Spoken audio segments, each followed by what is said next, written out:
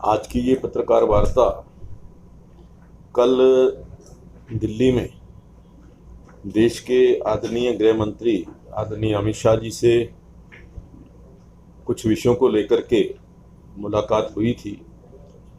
उसके बारे में जानकारी देने के लिए मैंने आपको ये कष्ट दिया है। आपको मालूम है कि पिछले काफ़ी समय से 3 विषयों को लेकर के हमने आदरणीय गृह मंत्री जी को पत्राचार किया था, पत्र लिखे थे और उनसे मिलने का समय भी मांगा था। तो उसी दृष्टि से कल मिलने का अवसर प्राप्त हुआ और तीनों जो मुख्य विषय थे वो मैंने उनके सामने रखे।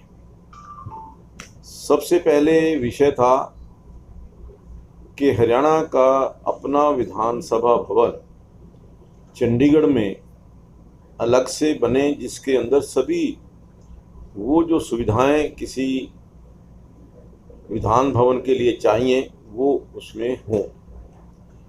उनको मैंने बताया कि किस प्रकार से हम किन परिस्थितियों के अंदर इस विधानसभा भवन के अंदर कार्य कर रहे हैं।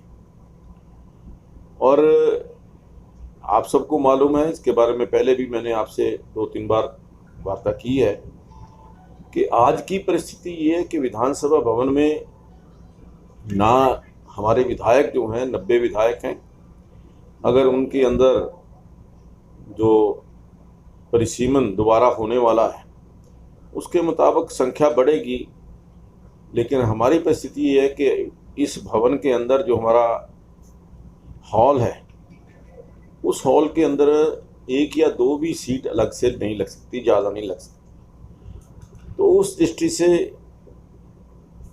अगर पूर्व सीमांकन के बाद पुनर्सीमन के बाद संख्या बढ़ती है तो जो नए विधायक हैं जो उनके बैठने के लिए जगह उपलब्ध नहीं होती। उसके अलावा जो हमारी कमेटियों की स्थिति है कि कमेटियों की मीटिंग्स के लिए हमारे पास जगह नहीं है, कमेटियों के जो हमारे चेयरमैन हैं उनके बैठने की व्यवस्था नहीं है, यहाँ तक कि जो हमारे मंत्री हैं, हमारी जो सत्र होता है विधानसभा का उस समय उन्होंने कुछ आवश्यक कार्य करने होते हैं, उसके लिए उनको बैठने की व्यवस्था की बहुत आवश्यकता है। वो भी हमारे पास समय की ये स्थान की कमी के कारण हम उनको उपलब्ध नहीं करा पा रहे। लीडर ऑफ द अपोजिशन के लिए हमने जो उनका ऑफिस के लिए जगह दी है वो मैं समझता हूँ कि पर्याप्त नहीं है। मीडिया का देखिए आप, जिस प्रकार से मीडिया गैलरी है, बहुत पुरानी मीडिया गैलरी बनी हुई है। उस समय केवल 10 या 15 पत्र छपते थे, आज समाचार पत्र की संख्या 100 से ज़्यादा हो गई है और इलेक्ट्रॉनिक्स मीडिया और सोशल मीडिया इसका भी बड़ा एक इम्पोर्टेंस हो गई है। तो उस दृष्टि से जो हमारी मीडिया गैलरी है उसका भी स्थान बढ़ना चाहिए। तो इन सभी मुद्दों को लेकर के आदरणीय अमित शाह जी से चर्चा हुई है और उससे पहले आदरणीय मुख्यमंत्री जी ने भी इसकी अनुशंसा की थी और उनको पत्र भी लिखा था। उनके साथ इस विषय के ऊपर काफ़ी अच्छे ढंग से चर्चा हुई है और उन्होंने कहा कि हाँ, इस प्रकार की व्यवस्था अभी से आपको सोचनी चाहिए, करनी चाहिए। तो मैंने उनसे कहा क्योंकि चंडीगढ़ जो है उनके अधीन आता है, चंडीगढ़ का प्रशासन उनके अधीन आता है और उसके लिए जगह जो है वो चंडीगढ़ प्रशासन ने देनी। तो मैंने उनसे बेनती की है कि जल्दी से जल्दी पर्याप्त ज़मीन इस विधानसभा भवन के साथ ही मिल जाए या कोई और उपयुक्त स्थान वहाँ पर मिले तो हम जल्दी ही अपना विधानसभा भवन चंडीगढ़ में बनाने में सक्षम हैं। तो इन्होंने आश्वासन दिया कि ये जो आपने विषय रखा है इसके ऊपर हम गंभीरता से विचार करेंगे और जल्दी ही कोई निर्णय करेंगे। दूसरा विषय था कि जो हमारा पंजाब के साथ 1966 के अंदर डिवीज़न हुआ था 60 और 40 के हिस्से से, 60% पंजाब का हिस्सा था, 40% हमारा था, लेकिन अभी तक हमें 27% मिला। वो जो सभी हमने पत्र या जो हमारे विधानसभा के अंदर यूनानिमस रेजोल्यूशन हुआ था, या जो हमें गवर्नर साहब से जो आदरणीय प्रशासक थे चंडीगढ़ के तत्कालीन बीपी बदनौर जी, उनसे मिलकर के जो हमने उनको मेमोरेंडम दिया था, सभी पार्टियों के उसके अंदर नेता थे, तो वो सारा जो हमारा पत्राचार हुआ है वो भी मैंने उनके समक्ष रखा है। और उन्होंने कहा कि उस समय से उन्होंने कहा कि उस समय क्यों नहीं आपने, मैंने कहा ये तो तत्कालीन जो लोग थे उनकी नहीं उनको ध्यान आया, तो लेकिन अब ये 13% हिस्सा हमें मिलना चाहिए। और तीसरा विषय था कि पंजाब यूनिवर्सिटी, जो मैं समझता हूँ कि इस क्षेत्र की एक प्रेस्टीजियस यूनिवर्सिटी है और जो उसका वर्ल्ड रैंकिंग के अंदर या देश की जो यूनिवर्सिटीज़ की रैंकिंग में एक अच्छा स्थान है, उसमें हमारा हिस्सा था। जब विभाजन हुआ था उसमें हमारा हरियाणा का भी हिस्सा था, लेकिन किन्हीं कारणों से हमारे उस समय के मुख्यमंत्री आदरणीय श्री बंसीलाल जी ने वो हिस्सा जो था, वो जो उसके अंदर अपना शेयर था, वो विड्रा कर लिया था।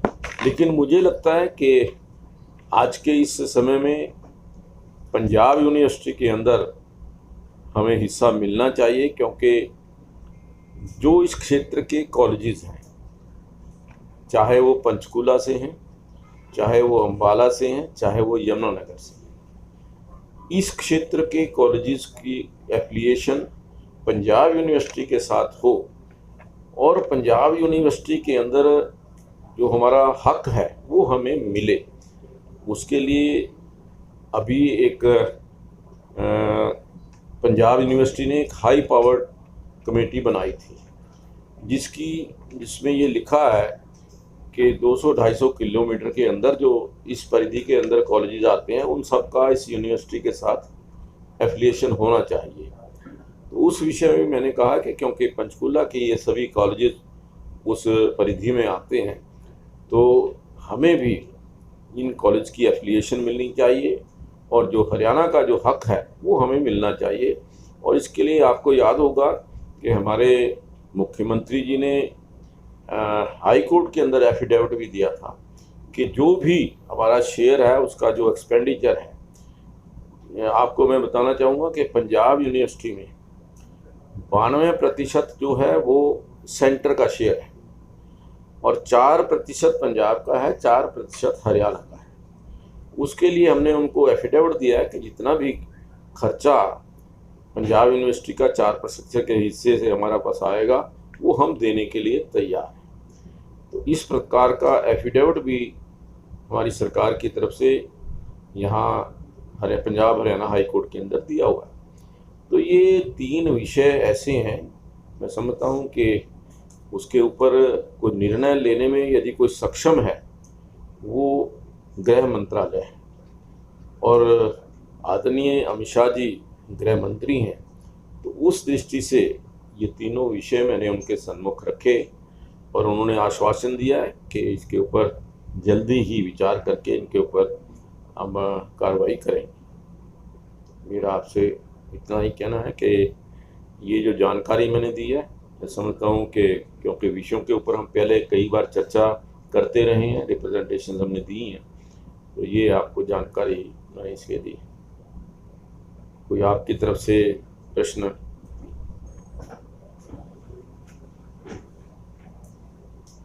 जो बंसीलाल जी ने विड्रा किया था वो सारी चीजें रिटर्न में है, वो टैक्स हो सकती है? हाँ, वो हो सकती है क्योंकि हमारा हिस्सा है उसके अंदर। कोई हमने, देखिए बंसीलाल जी का जो मुझे जहाँ तक जानकारी है, वो कोई जो बैकग्राउंड है उसकी वो इतनी ज़्यादा पंजाब यूनिवर्सिटी में जो मुझे बताया गया, मैं वो सच है कि गलत है मुझे नहीं पता, कि किसी कार्यक्रम में बंसीलाल जी का वहाँ के अधिकारियों ने या यूनिवर्सिटी के जो वहाँ से अधिकारी थे उन्होंने कोई व्यवहार ठीक नहीं किया, जिसके कारण उन्होंने उसी समय ये निर्णय लिया।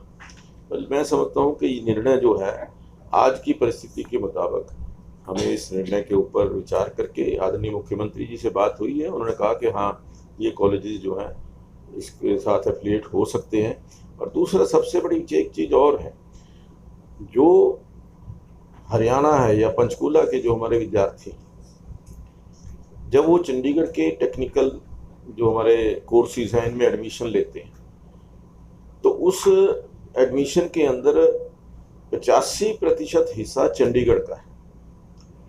जो उस हिस्से में जो उनकी परसेंटेज ऑफ पास परसेंटेज है वो बहुत लो जाती है। जो 15% बचा है वो ऑल ओवर इंडिया का है। तो ऑल ओवर इंडिया के जो बच्चे आते हैं तो उसका कंपटीशन होता है।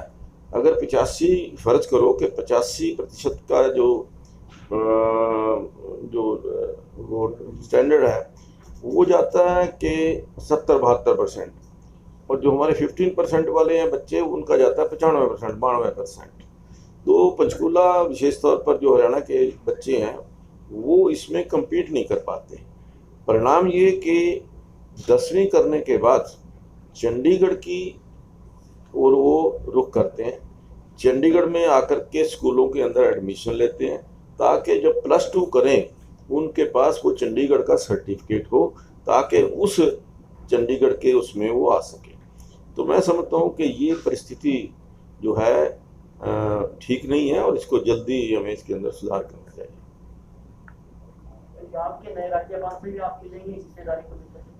बिल्कुल, जल्दी ही मिलने वाला हूँ उनसे। अभी तो जो औपचारिक मुलाकात है उसके लिए मैंने कल ही उनको रिक्वेस्ट भेजी है, और उसके पश्चात ये जो विषय हैं, वैसे मैंने ये सारे विषय आदरणीय अमित शाह जी के सम्मुख भी रखे और उनको बताया था कि राज्यपाल जी को भी हम मिले थे। उन्होंने कहा कि हम इसके ऊपर पूरा वो जो सारे मैंने कॉरेस्पॉन्डेंस थी वो लगा करके उनको सबको दी।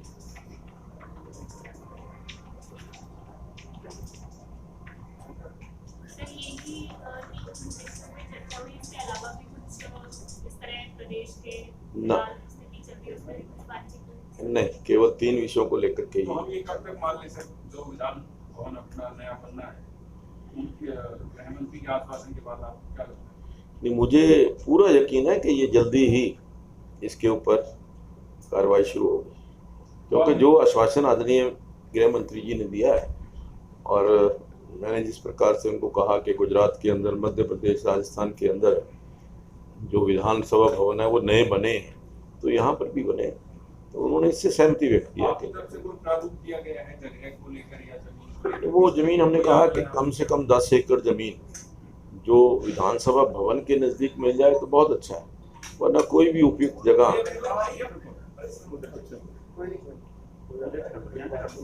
रुक जाओ, अभी रुक जाओ।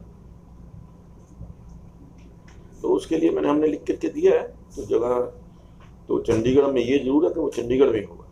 सर, जैसे हम देखते हैं विधानसभा की बात करते हैं, और कई मसले ऐसे हैं जो हरियाणा पंजाब के बीच में हिस्से को लेकर लगते हैं, इसको लेकर के आप लगता है कि ट्रिब्यूनल वगैरह बनना चाहिए जिसमें जाकर के कम से कम इन तमाम चीज़ों की जो विषय है तो देखिए, रखा जा सके और वहाँ अपना हक लिया जाए? मेरा इतना कहना है कि समस्या का समाधान होना चाहिए, उसका वाया मीडिया क्या है ये सरकार तय करे कि कैसे इसके समस्या का समाधान हो सकता है, और जल्दी समाधान होना चाहिए। विशेष तौर पर ये जो 2-3 इश्यू हैं, इसका पंजाब के साथ कोई कंसर्न नहीं है। जैसे हरियाणा का नया विधानसभा भवन बनना चाहिए, ये हमारा अपना विषय है, उसको लेकर के, और ये हमारा और गृह मंत्रालय के बीच की बात है कि वो हमें जगह दे देते हैं तो हम जल्दी उसको बना दें। मैं समझता हूँ कि दूसरा जो पंजाब का स्थान को लेकर के है, आपकी जानकारी के लिए मैं, क्योंकि अभी लेटेस्ट जो कुछ दिन पहले, 2-3 दिन पहले उनकी तरफ से, चंडीगढ़ प्रशासन की तरफ से एक पत्र आया था, उसके लिए शायद मीटिंग रखी गई है।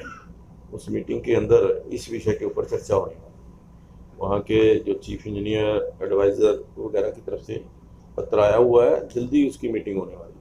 चंडीगढ़ की अथॉरिटी की बात करें, पंजाब की बात करें, जब भी मीटिंग होती है ज़्यादातर झुकाव पंजाब की तरफ रहता है, इसीलिए हम कह रहे हैं कि कोई अलग से कुछ इसकी एक अथॉरिटी तैयार हो जहाँ पर इनकी सुनवाई हो सके और एक न्याय हो सके हरियाणा और पंजाब के बीच हिस्सेदारी। देखिए, हम तो जो ऑलरेडी हुआ है वो मांग रहे हैं, जैसे 40% का निर्णय हुआ है, लेकिन दिया तो नहीं ना सर। हाँ, तो उसके लिए प्रक्रिया चल रही है। अब मैं समझता हूँ कि इसमें हम थोड़ा लेट जरूर हुए। अच्छा होता कि जब 1966 के अंदर ये उन्होंने 3 साल का टाइम दिया था कि 3 साल के अंदर ये विषय जो है कोई भी डिस्कस करते, लेकिन पता नहीं किन कारणों से उस समय चर्चा नहीं हुई और शायद उस समय आवश्यकता महसूस नहीं हुई होगी। लेकिन आज हमें लगता है कि इस बात की आवश्यकता है।